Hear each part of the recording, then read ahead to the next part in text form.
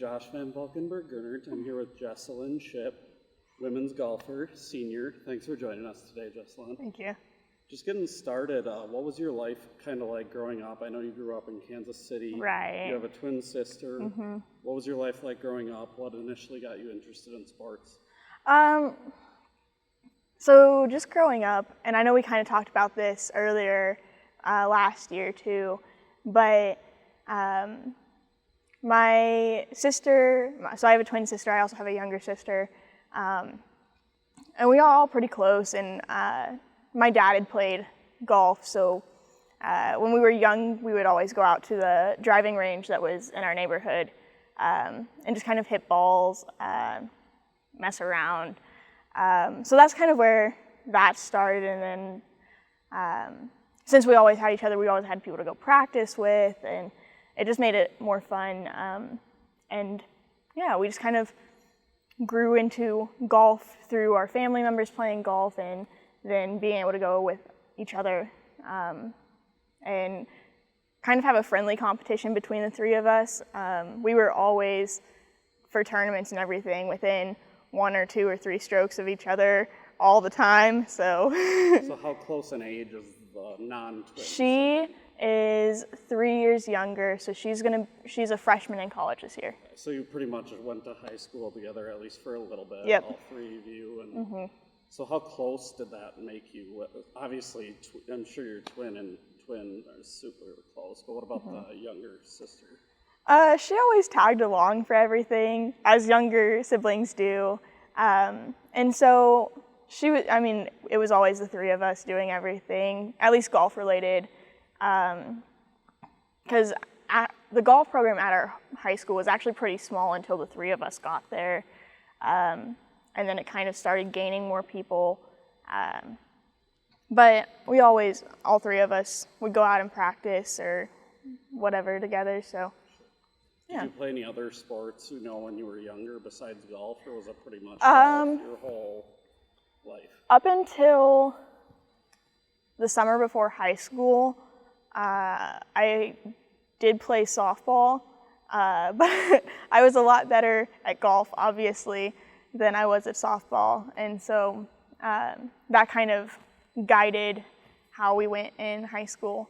And there's more scholarships for women's golf, and it was just, I liked golf more. Softball was just kind of one of those things that I'd done, but I didn't really, care to do further. I did dance up until the same time. And then throughout high school, I did more of the nerd things, so robotics, like academic / scholar bowl, different things like that. So. Sure. Usually twins, I know, are pretty inseparable. What was that kind of relationship like, and then what was it like to kind of, I guess, spread your wings and be apart from her when you went to college? Right. So when we were younger, we were definitely very much like she would talk for me, because I had the part of the thing we were talking about earlier was I had a speech impediment, and so I talk fast, and so no one would understand what I'm saying, so she would always have to finish my sentence. And then actually, as we got older, it flipped, and I would always be the one talking for the both of us. But it was kind of nice, and we both agreed on it. It was like, we were always known as Jessalyn and Cassidy, and you couldn't really have one without the other, so it was kind of nice to, when we separated and went to college, be our own people. It was no longer you and you. We could be our individual selves, and no one would be like, oh, well, how do you compare to, or like golfing, comparing with Cassidy, and there was just we were our own people, which was nice to have, since we hadn't for the, Your whole life. Right. Yeah, that makes sense. What was this, you kind of mentioned your high school was pretty small. Where did you go to high school? And is that kind of rare? Because I know Kansas City's obviously pretty big. So the high school itself wasn't small. It's just the golf team started off small. So it was Platte City High School, or Platte County High School. And it was about 1,200 people. So, I mean, it was a decent-sized high school. But we just, golf wasn't as popular until we got there. And my freshman year of high school, there were 5, 6 of us, and then it consistently grew by 2 or 3 people. And now they have enough for 2 teams. So, yeah, right. And by the time I left, there were 9 or 10 girls. So it became more popular as I went through high school.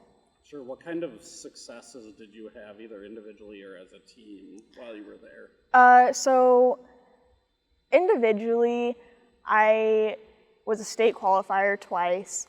So I made it through the districts and the sectionals, which I think are now regionals. But and then went to state twice. I had a school record, but my younger sister may have broken that one. And then as a team, we were actually, so our sophomore, junior, and senior year, we won conference all 3 years, which is something that we normally didn't do prior to my sisters and I being on the team. So. Yeah, and in that area, I'm sure there's a lot of competition with a bunch of big schools, too. Right. And then kind of, I guess, when did you start to realize that college golf was going to be an option, and what other schools did you maybe consider during that process? So I had, going through high school, and that's one of the reasons why I stopped with softball and dance and stuff, was because I wanted to focus on golf to be able to go play in college and do collegiate athletics. And since that was my better sport, if I spent more time in it, had a better shot.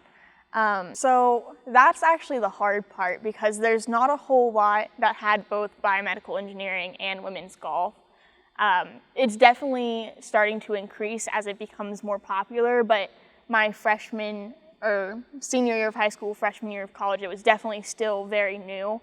So I looked at Harding in Arkansas. I looked at Lubbock Christian and Texas Tech, because they had a joint program. And then I also looked at Missouri S&Ts. So. And you kind of always knew you wanted to be a biomedical engineering major. What, I guess, drew you to that? Kind of. So originally I wanted to do something with the medical field, just wasn't entirely sure what. And then I started robotics in middle school, and so I was like, well, maybe I can combine them. So that's kind of where I got the biomedical engineering from. And then just academically, what was your transition like? I know a lot of people struggle with the transition from high school to college, especially here. But I think you were already in a lot of AP classes and stuff, weren't you? So did that make the transition a little easier? That definitely made it easier, because a lot of the classes actually that I took my freshman year, I had already taken some form when I was in high school. The hardest adjustment was actually COVID, when that hit in the spring of my freshman year, because that was a whole new online learning style, or you had the hybrid classes, which were completely different as well. And then that's also kind of when more of the engineering classes picked up and the harder classes picked up. So that was more of a learning curve than, I would say, the first semester. Sure. Obviously that was before I got here. So what was that kind of like? Were you at home? Were you able to stay on campus? So that spring when it first hit, the golf team actually, so we had 2 tournaments in Las Vegas the week of our spring break. And so we actually left 2 or 3 days before spring break. And then we get done with our tournament, everyone goes home for spring break. So we only have our golf stuff with us, maybe some school stuff, and then spring break gets extended. And then school goes online for the rest of the year. So I definitely wasn't expecting those 2 tournaments in the spring to be the last time I was on campus, or the last time I would have been on campus for that spring. So then, of course, the online learning or the online and the hybrid stuff happens, and that was just, I personally don't learn very well online. And it was just one thing after another. It was like, we got COVID, and now we have to do online, and then we have to do, well, maybe you can go back in person. And so it was just a lot of figuring it out, and also trying to figure out classes and everything, because it was a new major. We were the first class to go through it, so we didn't really have, like the other departments had, we didn't really have other people that could like help us with these classes. So it was, yeah. You kind of mentioned you're not as much of a visual learner. Is that something that's common with engineers? Because I feel like they're always like, you have to play with stuff, right? Like that's right. So are you more of a like physical, you have to be doing it type of learner? Yeah, that, and I also, if someone shows me how to do it, I can do it. But if I'm looking at a computer, it's a lot harder to, at least for me, to understand how to go about these different processes. Because that is what a lot of engineering is. It's just a lot of going through a process, going steps, and doing these steps to get to the eventual solution. And sometimes that's hard to convey online or even hybrid when you're in class for one day and then online the next time and then in class yeah. I know you're involved in quite a few campus things. I'm guessing that kind of started to pick up after that freshman year. So a few of them that I'm in weren't really started until after that. Human-powered vehicle was, and we were doing things up until COVID happened, but after COVID, obviously we didn't go to that tournament, and then that kind of shaped that differently. But then, so SAC I started, and that was kind of the same thing, but like the mental wellness and WHO and stuff, they didn't actually start until last year. So those weren't as impacted by COVID as the others. And you're the president of the Human-Powered Yes. Vehicle, right? Talk a little bit about what that is. So the Human-Powered Vehicle, it's a camp team. There's 11 different camp teams, so it's one of the camp teams. It's multidisciplinary. And essentially every year there's rules laid out about making a vehicle that is human-powered. So most people think bikes, could be a trike, could be something along those lines. And we have a lot of leeway with that to do whatever we want to do with that. It just depends the amount of people we have, the resources we have.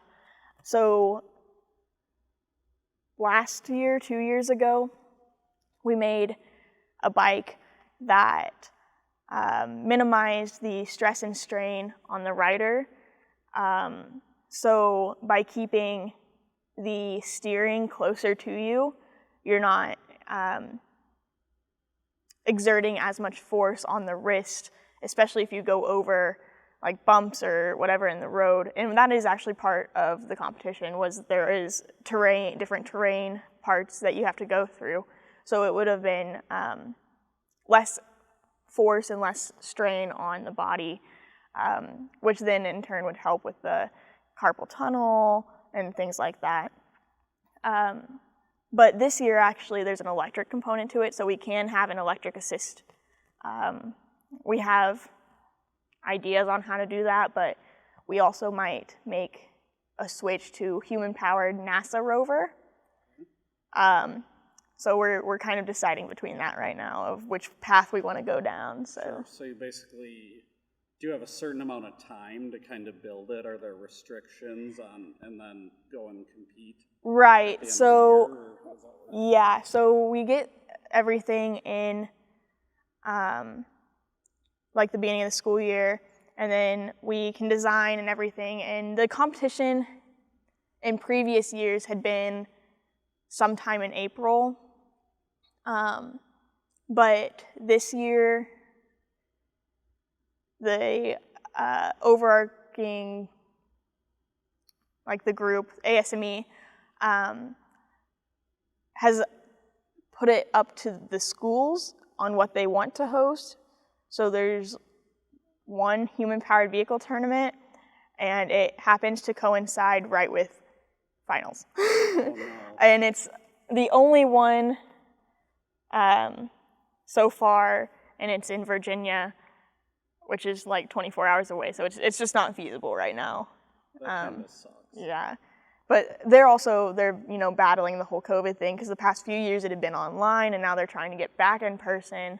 But that's kind of hard when you don't know how to set, how many schools can host or would be willing to host. And so besides that, you're on campus SAC, right? Mm-hmm. But you're also on RMAC SAC, yes. right? What are your roles for those two groups? So currently I'm the secretary of the campus of the athletics SD Minds SAC, kind of just taking notes, helping out, running whatever Annika and Jake and Sai need. And then for the RMAC SAC, I do the health and safety, and that's just kind of, we'll talk about different bills or things. So like one of the things could be air quality, or it could be temperatures, and like what's reasonable to put the athletes through and what's not, and how do we better manage our athletes' health and our athletes' safety. And then I think the last one is it the student athlete mental wellness, or is it just campus mental wellness? So our student athlete one isn't very big right now, and that's something that we would really like to get started again. It was hard with a bunch of things, so that one's a little bit on the back burner right now, which is unfortunate, but we're hoping that we can get some people to like really want to start it and get going with it. And it was hard being a collegiate athlete in the fall, trying to get that started up, and being gone for a lot in the fall, and then with grad school interviews and stuff, it was a lot. So you kind of already mentioned that you're a biomedical engineering major. What are your, I guess, hopes to eventually do within that field? Don't know. Funny story, I'm going to PA school for grad school, which is actually back to the medical field. So as a physician assistant, hoping to work with geriatrics, prescribing medications, diagnosing, working in a hospital setting, clinic setting. So what made you decide to go back to that route? I mean, partially it was always that's kind of what I wanted to do. But then also just being like through the engineering, I enjoy it, but it's just not something I see myself doing long term. And since we were the first class, we were the guinea pigs, and it was just kind of one of those things where I'm like, do I want to, I mean, the program itself is, good, and they're working on making it better and everything, but I just didn't know for sure if I would feel comfortable doing that for the next 40, 50 years, whatever. And I really like the PA program, and just being able to be more on the human side of things and interacting with people. That's something I've always liked doing, talking to people, helping people out, and that's one way to Now, there are BMEs that have worked in PA professions and they've kind of coincided, so maybe eventually I'll do that. But, yeah. You're going to Harding, right? Right. But you had a couple different options, if I remember right. What was it about Harding that, I guess, put it over the top for you? Well, like we had talked about, I had applied there for my undergraduate, and so I kind of already knew the campus and knew the area. It's a lot closer to home than some of the others, and I do have like family and friends that also go there, so it's just, I mean, so being here, I've been 10 hours away from family, and it's just gonna be nice to be a little bit closer for a few years. Sure. Let's switch a little bit and go back to golf. We haven't talked about anything about golf.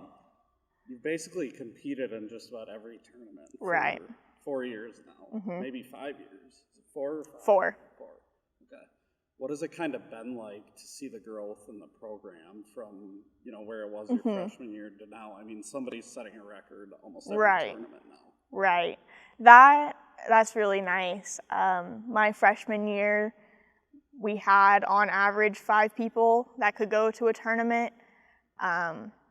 We had a few people, we had one on co-op, so she wasn't here for that, and we really had 5 or so people that could play, weren't maybe the best players, but with each tournament. And then Coach Wheeler actually has done a good job recruiting and bringing in new talents, new skills. And that's just really helped the program. So our junior class right now, they're all shooting, 70s, kind of breaking in that record-breaking phase right now. And it's really nice to see that from when we were shooting bottom of the pack, 80s, 90s all the time. And it's really nice for our underclassmen too, who can see that and who can learn from them and continue to grow. And the people that we're bringing in are just as good. And they'll be able to continue this mentality and this growth through the program. Sure. And just reflecting, on your time, you're almost done with golf. What is that? Have you reflected on that at all yet? We're starting to. It's a little weird. It's my last semester, and it's the last semester I'll be a collegiate athlete. I am excited that I can go play golf for fun and not have to, didn't do so well, have to worry about next tournament doing better, and I can just go out there and play my game and have fun. But it is also, it's sad too, because it's like, this is what I've known for years now. I mean, I've been playing competitive golf since I was 12, and I'm almost 22. So that's been 10 years of my life, and it's just kind of, I'm excited, but I'm also like, I'm going to kind of miss that. Yeah. So. You have a couple tournaments left. Right. Home tournaments coming up next. What do you hope to do, I guess, to kind of finish out your career, both individually and as a team? I would really like to see our team just continue to improve and do better. We're leaps and bounds from where we were my freshman year, and just continuing down that pathway and making a name for ourselves. Sometimes we're not as, we're kind of last in the RMAC and have been for a while, not last, but in the bottom of the RMAC for a while, and it's going to be nice to start getting a name for ourselves, and we are a good team. And finally getting people to recognize that is something that I really hope that this team and the team coming in can really do. that's been something we've been working on for 4 years now. Personally, I just, go out there, have fun, enjoy my last home tournament and whatever other tournaments I play in. Maybe, always try to do good, but just enjoy it, I'm not going to be a college athlete forever, so. Just kind of wrapping up, looking both back at golf and, your time in all the campus organizations, academically, what are going to be some of your favorite or most fond memories of your time here? It's a good question.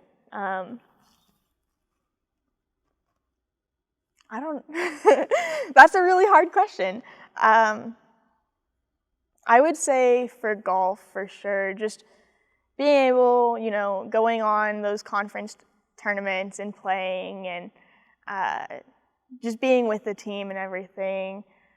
It's always a good feeling to, be a part of the team aspect, even though golf is just as much an individual sport as it is a team sport. Just being able to be there and celebrate when the team celebrates and pick the team up when the team needs, some confidence boosting. With the other non-athletic things, I don't know. It's just been, I'll have a few stories to tell with the whole COVID thing. And the human-powered vehicle thing, I still talk to some of the people who have graduated from that. And we laugh about the times where we turned them upside down in the bike and different things like that. So. All right. Thank you so much for joining me today, Jessalyn. Thank you.